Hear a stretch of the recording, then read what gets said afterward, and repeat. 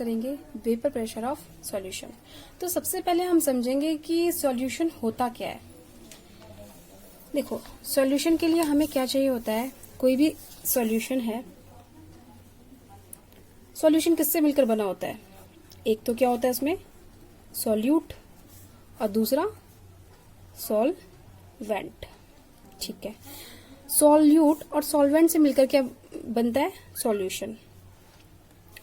अब देखो, जो हमें वेपर प्रेशर ऑफ सॉल्यूशन पढ़ना है, इसमें दोनों जो सॉल्यूट और सॉल्वेंट है वो दोनों किसमें होंगे, लिक्विड में होंगे। देखो, आप जानते हो कि सॉल्यूशन में क्या होता है, एक सॉलिड भी हो सकता है ना, और लिक्विड भी हो सकता है। लेकिन जो इस वाले सॉल्यूशन में हम किसकी बात कर रहे हैं, जिसमें सॉल्यूट और सॉल्वेंट क्या होंगे, लिक्विड होंगे। ठीक है, किस टाइप के, वॉलेटाइल। वॉलेटाइल का मतलब आप जानते हो, मतलब क्या, लिक्विड। हमारा सॉल्यूट और सॉल्वेंट कैसे होंगे, वॉलेटाइल होंगे, मतलब दोनों क्या है, लिक्विड है। ठीक है, हम शुरू करते हैं वेपर प्रेशर ऑफ सॉल्यूशन। सबसे पहले हमने कंटेनर लिया, कंटेनर में हमने क्या है, एक सॉल्यूट लिया। सॉल्यूट हमने यहाँ पे, मैं अभी यहाँ पे इसको ए से इंडिकेट कर रही हूँ और इसको बी से इंडिकेट कर रही हूँ। किसको, सॉल्वेंट को, और सॉल्यूट को ए से। अब हमें देखना है कि अगर प्योर, इसमें देखो कोई मिक्सचर तो है नहीं, ये सिर्फ ए है, यहाँ पे वेपर्स किसके आ रहे हैं, ए के आ रहे हैं। ठीक है, तो प्योर लिक्विड ए है। प्योर लिक्विड ए का जो वेपर प्रेशर होगा, वेपर प्रेशर कितना आएगा, पी ए का वेपर प्रेशर कितना होगा, पी नॉट ए। ठीक है, किसका, प्योर का। ये चीज याद रखना, प्योर सॉल्यूशन का जो प्योर लिक्विड होगा उसका क्या होगा, पी नॉट ए। सेम चीज जब हम एक और कंटेनर लेंगे, उसमें जो सॉल्वेंट होगा, बी से मैंने इसको इंडिकेट किया है। तो प्योर लिक्विड जो हमारा यहाँ पे है, उसको मैं क्या लिखूंगी, पी नॉट बी। इसका vapour pressure of pure B का कितना आएगा, पी नॉट बी।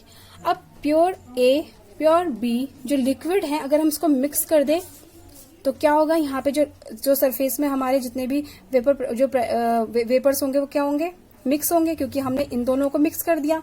तो ए के भी पार्टिकल होंगे, बी के भी पार्टिकल होंगे। तो यहाँ पे अब ए नॉट, पी नॉट ए या पी नॉट बी होगा नहीं।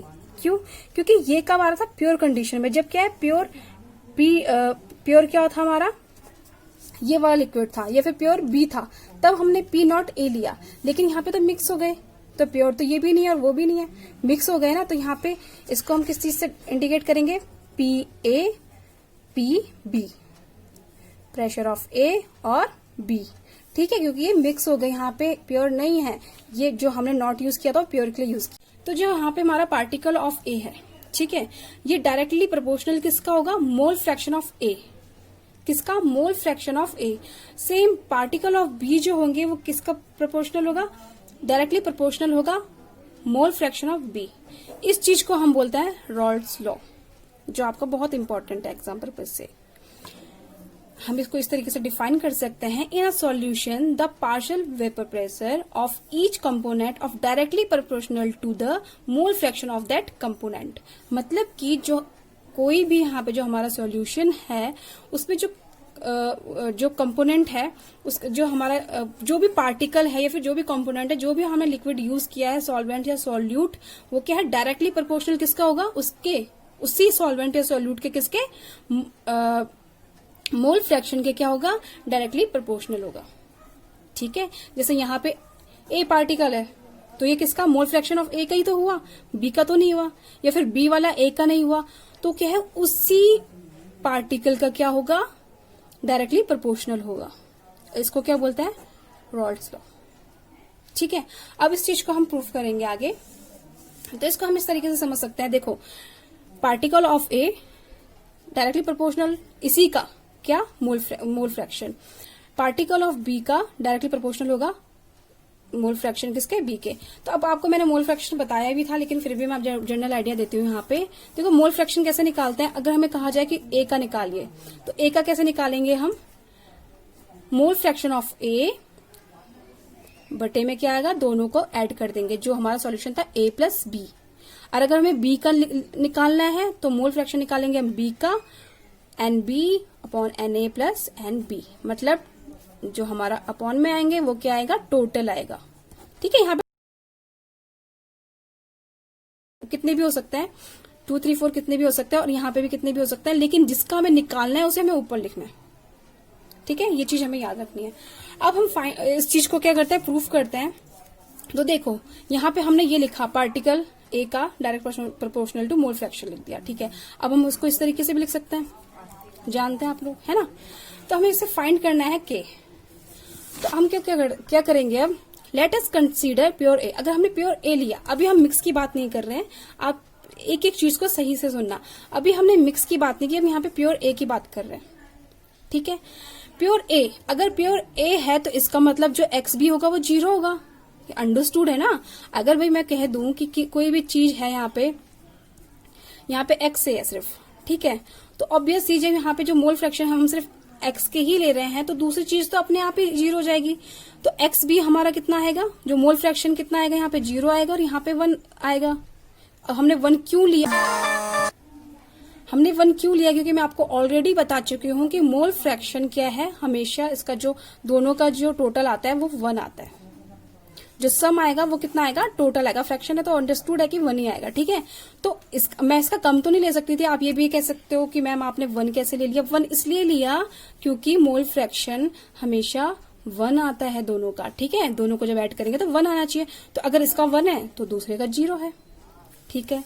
अब हमने क्या किया, जो हमने ये चीज थी इसकी वैल्यू हमने पी ए के एक्स जो मोल फ्रैक्शन है इसकी वैल्यू हमने यहां रख दी 1। तो कितना, अब हाँ, अगर हमने इसकी वैल्यू 1 रखी है और सेम चीज हम किसकी बात कर रहे हैं, प्योर ए की बात कर रहे हैं, तो प्योर ए के लिए जो हमारा वेपर प्रेशर आता है वो वही आता है। मैंने आपको देखो ये बताया था, ये कब बताया था, जब प्योर नहीं होगा, मिक्स होगा। लेकिन हम यहाँ प्योर की बात कर रहे हैं, तो प्योर में मैंने आपको बताया था यहाँ नॉट लग जाता है। तो जो हमारी वैल्यू निकलेगी वो क्या निकलेगी, P not A equal to K. Got it. तो ठीक इसी तरीके से इक्वेशन में जो हमारी इक्वेशन थी ये वाली, इसमें हमने क्या किया, पी जो के की वैल्यू है वो यहाँ पे पुट कर दी। देखो के था ना यहाँ पे, के की वैल्यू जो यहाँ पे निकाली है हमने, ठीक ये वाली वैल्यू यहाँ पे पुट कर दी है। सेम चीज देखो, सब कुछ वही है, बस पुट कर दी यहाँ पे, ठीक है। तो हमारा जब ये वैल्यू हमने यहाँ पे पुट करी है के की जगह, पी ए इक्वल टू के की वैल्यू ये है ना, पी नॉट ए यहाँ पे लिख दिया और मोल फ्रैक्शन ऑफ ए। तो ये चीज हमने यहाँ पुट कर दी, तो P A equal to P not A mole fraction of A. Same चीज तो पी बी के लिए भी होगी, पार्टिकल ऑफ बी के लिए भी होगी। मैंने यहाँ पे लिखा भी है, देखो वेपर प्रेशर अगर प्योर है तो हमने नॉट लगाया और मोल फ्रैक्शन को हम इस तरीके से लिखेंगे, ये प्योर के लिए है, ये मोल फ्रैक्शन के लिए है। इस चीज को मैंने लिखा है, इस चीज को आप सही से समझना। अब देखो मोल फ्रैक्शन मैंने आपको समझा दिया किस तरीके से निकालना होता है। तो अगर हम बात करेंगे total vapour pressure of solution, अभी तो मैं इंडिविजुअल की बात कर रही थी ना। देखो जो मैंने लास्ट में अभी निकाला है वो इंडिविजुअल निकाला है। यहाँ पे जो मैंने निकाला वो इंडिविजुअल निकाला, पहले पार्टिकल बी का निकाला है, फिर पार्टिकल बी का ए का निकाला, बी और ए। और हमें अगर टोटल की बात की जाए सॉल्यूशन की, तो total vapour pressure of solution कितना आएगा, P A equal to P T equal to P A plus P B. तो इसको इस तरीके से लिख सकते हैं ना। तो ये हमारा क्या हो जाएगा, total vapour pressure of solution.